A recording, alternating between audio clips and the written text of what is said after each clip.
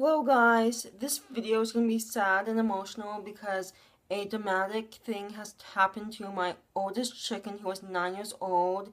She passed away on May 23rd, late night, and I am doing okay. I already knew that she was going to pass away because I could tell from how she was walking. She had bad arthritis and it was just noticeable. And I knew I wanted to document her life, and I'm glad I did, even though it was the last few years of her life because that is when I started YouTube. And I made a video about this a couple months ago, and I go more into detail about what she has. And I'm glad I made that video because I knew I was emotionally prepared in that sense, and since I knew that she was gonna pass away when she did, it was that time to just prepare and just know that she's gonna end her life at her own terms, meaning that she's just gonna go naturally to sleep. And I was emotionally ready. I thought I was gonna be worse because I had her almost half my life. She died when I was 22 years old, and that made her 9 when she died, so I had her since I was 13. So I was in 8th grade when I got her, and it felt like forever ago. So I thought I was going to be more emotional saying because I had her for a long time, but I was emotionally prepared, and pets just pass away, and it's part of life. So I was emotionally okay because she was just showing signs of old age, and it was just kind of hard to watch the last couple days, especially the last 5 hours because she couldn't stand up. The process of the last 36 hours of her life were really peaceful. She did suffer a little bit within that time, but she was really peaceful. And I'm just going to tell you the process because I documented it on paper. So Tuesday a.m., she had trouble, she was barely walking on her feet. She, barely, she couldn't even, stand up for more than, 5 minutes. She was weakened by her bones and her legs, and her whole body felt really achy, and she didn't feel comfortable. Tuesday p.m., she stopped eating and drinking, and she had really low energy, and you could tell, if she was not eating or drinking, she was not doing that well. So that was the first day of the 36-hour process. And then Wednesday a.m., she laid down most of the day. She didn't stand up to eat at all. She just laid down in the chicken coop and just that was most of her day. Because some chickens just loves to be active and loves to just stand in the chicken coop and peck, but she just lay down. And on Wednesday p.m., she didn't move, and she was slouched, and she slowly began to breathe slowly, and it was a hard process to watch because you could tell she was entering her last moments of her life, and she couldn't get up. She didn't drink or eat for a day. It was very tough on her, but she was peaceful. She passed away while she was sleeping, so that made my life easier, and I wanted her to just go to sleep and just pass away. But I did have to check on her 50 times a day that day because I just wanted to make sure that she was doing okay, and I wanted to make sure that if she died, I wanted to make sure that I caught it sooner or later. And it was a hard thing to witness and watch, even though I knew she was going downhill. And it took a good 5 or 6 hours when she started breathing slowly. And then Wednesday night at 10:30 p.m., I checked on her for the last time. The other chicken, Snowflake, went up to sleep, so Snowflake knew what was happening. She laid next to her when she was not able to move, and then I checked and I flashed a flashlight on her, and her chest was not moving up or down. So that is when she died, was at 10:30 at night on May 23rd. So I knew she was not going to make it to like the morning, so I just had to check at night before I went to bed, and it was hard. But I was like not crying. I was just like hurt. Like I was just like hurt like emotionally because I just had her the longest, and I had her for 9 years, and that feels a lot, and I went through so much with her, and just for her to be gone, I understand. Like I don't regret anything I did with her. I don't regret not being more emotional, not being less emotional. It's just I was prepared. And I'm just glad I got to witness what it was like for her to have old age. So it was just hard when it finally happened.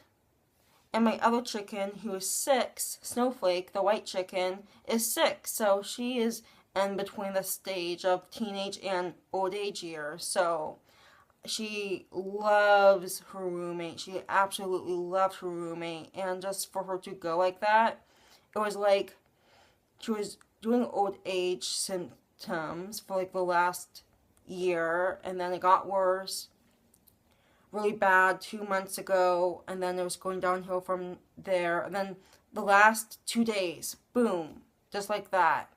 So I knew what she was going through, and I didn't want to move her when she was passing away. I wanted her to just be comfortable and just hang out with her friend in the chicken coop, and she died right when I opened the chicken coop, like right there. So it was easy to get her when she passed away, and I got her when I first got chickens. She was from my first round of chickens. That was 9 years ago. So that was another emotional attachment. Was she was my first round of chickens, and she was 9, and that is a big deal to just have the first round of chickens completely gone now. Now I'm on to my second and third round of chickens. And I feel relieved that she's not suffering anymore, and I had a great life with her. Like, I'm glad that she didn't suffer. I'm glad that she went within 2 days, not like a week of not doing that well. Even though her body said it's time, and I'm just glad that she's not suffering, because the last 5 or 6 hours were miserable to watch, especially for her. She was just sleeping and didn't seem to like want to like do anything but just rest, and she couldn't stand up. I knew that when she was passing away, 5 hours in, and I didn't want to move her. I just wanted her to pass away right there. But another idea was to have like a box and a blanket or like a towel and put the chicken in the box for the last hour or 2 hours of her life. But I made the decision to just leave her in the chicken coop and let her body die that way. And it was the longest pet I ever did have. 9 years. The longest pet I ever did have. And that's another thing, another emotional attachment. But you get attached to those memories and making and creating content like videos and pictures and just one-on-one bonding and spending time with them in the backyard and raising them. So I feel connected, that I still think of her, especially like the first couple weeks after she passed away. I will feel a hole in my heart, but it's gonna heal up. But I just want the best for her, and I'm glad that she's not suffering. She just went naturally, no medicine, no animal killed her. She just died peacefully, and that is what I wanted. And it was hard to watch her die. It was not that fun. But I'm emotionally stable, like, because I was prepared. You just have to get prepared for things like this, and then you'll be better off. And I don't know, it's hard. It's hard because it's not even a week, and I feel like she died like a year ago because it's been so long that I have seen her, it felt like. But I just wanted to make this video because I know losing any animal is hard, especially when you grew up with your animal from a very young age. And in my age, I was a teenager. I was 13 and in 8th grade. So she lived through my 8th grade year, my high school years, and a couple years after that. Or maybe like 4 years after that. But she was 9 and she had a great life. And for like a chicken, 9 years is a great time for like a backyard pet. Like, that is a solid, good life. And I raised her since she was like 3 days old. So I'm just glad that she's not suffering. So it kind of makes me peaceful in that mind, how I'm not really emotional. But when I found out, my reaction was like, I was just like kind of nervous to check on her and just to see that she was not breathing. My mom was right next to me. My mom supported me and helped me take care of her and her body. But that's the thing, is I feel better than ever. Even though that sounds like kind of sad and kind of mean, I didn't want her to suffer because she was having arthritis in her leg and she couldn't walk.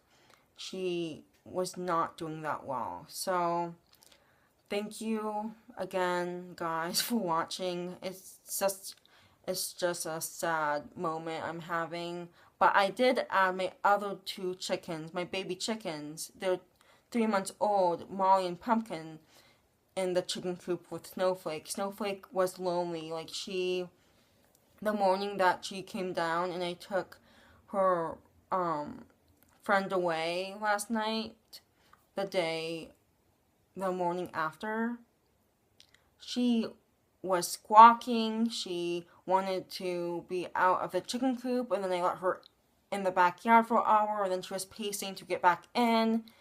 And because I had it locked so the other baby chicks couldn't like have access to the adult chicken food because they're not supposed to have it. And a day later, she died on Wednesday night.